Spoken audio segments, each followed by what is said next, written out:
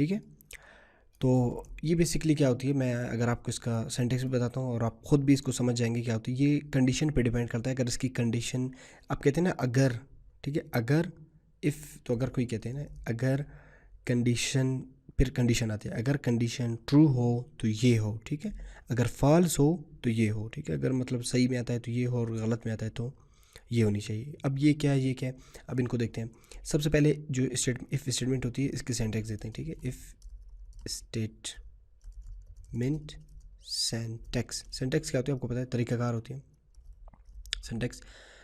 Syntax क्या है इनकी, सबसे पहले आपने इफ़ कमांड इंसर्ट करनी है, ठीक है। इफ़ फंक्शन है तो इसके सामने दो, सबसे पहले पैरेंथेसिस और फिर कर्ली ब्रैकेट्स, ठीक है।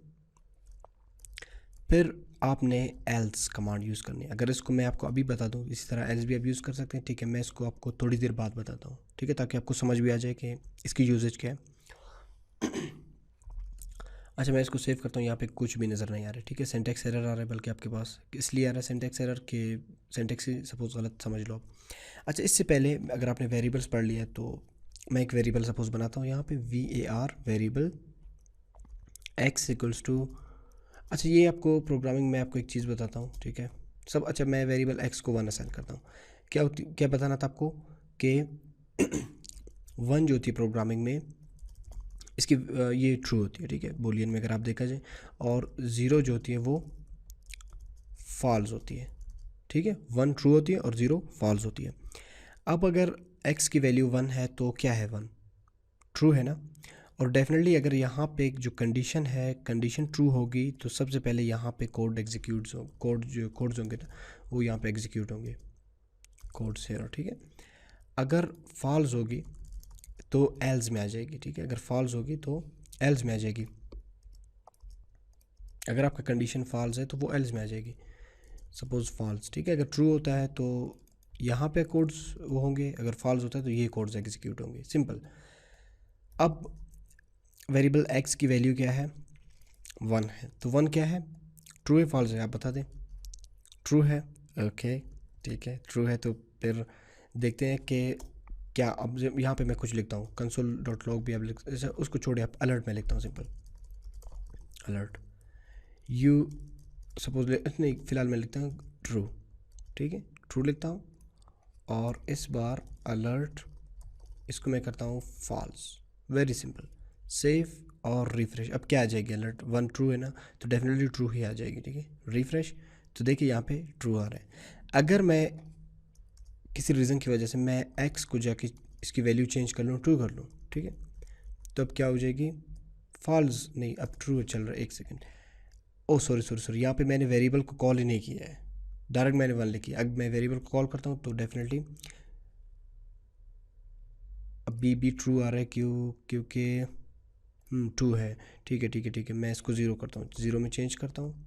अब देखते हैं फॉल्स, ठीक है, क्योंकि 0 की वैल्यू जो है वो फॉल्स और 1 की ट्रू है। अब इसमें कुछ ऑपरेटर्स हम लोग यूज़ करते हैं, ठीक है। वैसे ऑपरेटर की टॉपिक तो एक अलग टॉपिक बन जाएगी कि ऑपरेटर्स क्या है, ठीक है। लेकिन ऑपरेटर्स आप ये समझ लें कि जो ऑपरेटर्स वैल्यूज़ पे ऑपरेशंस परफॉर्म करते हैं, ठीक है। मैं आपको एक सिंपल सा ऑपरेटर यहाँ पे बताता हूँ, इनको मैं रिमूव करता हूँ, ठीक है। अब आपको बेसिक स्टेटमेंट, अब मैं यहाँ पे एक कंडीशन बनाता हूँ, एक ट्रू कंडीशन बनाता हूँ, ठीक है। 1 या x की वैल्यू क्या है, 0 है, चीज़ इसको मैं हटा दूँ। अब x की वैल्यू क्या है, 1 है, ठीक है। x equals to 1। अब ये एक इक्वल है, ये अब यहाँ पे कंफ्यूज होगा कि ये कैसे, इसने यहाँ पे एक इक्वल है और यहाँ पे डबल इक्वल, ये बेसिकली क्या है, अगर आप इसको समझने की कोशिश कर लें। ये तो मैंने वेरिएबल बना लिया कि x की वैल्यू 1 है, ठीक है, लेकिन यहाँ पे मैं कुछ और चेक कर रहा हूँ, कंडीशन चेक कर रहा हूँ कि x बराबर है 1 के। अगर मतलब चेक करें क्या x बराबर है 1 के, यहाँ पे तो वैल्यू असाइन कर ली और यहाँ पे चेक कर रहा हूँ कि क्या x बराबर है 1 के, ठीक है।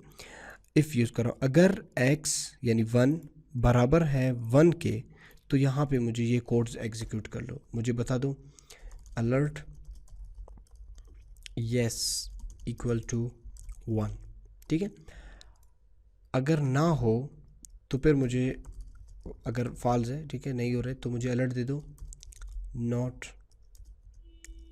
नॉट इक्वल टू 1, सेव और रिफ्रेश। अब देखिए येस इक्वल टू 1, क्यों 1 आ रहा है, क्योंकि ये सेम है, ठीक है, मैच कर रहा है। इसके अलावा ये ऑपरेटर्स आप चेंज भी कर सकते हैं, सपोज आइडेंटिकल टू, ठीक है, नॉट इक्वल टू, ये कुछ और चीज़ होती है, ग्रेटर देन, लेस देन, ठीक है, greater than equal to, less than equal to.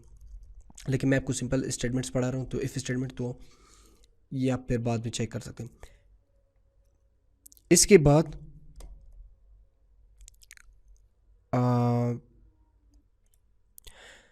In statements को यूज़ करते हुए अब हम क्या करते हैं कि एक मतलब आप ये सोच रहे हैं कि एक वेबसाइट में इन स्टेटमेंट्स को किस तरह यूज़ किया जाता है, ठीक है, तो वो अब यूज़ कर लेंगे, ठीक है। इनमें को मैं रिमूव करता हूँ।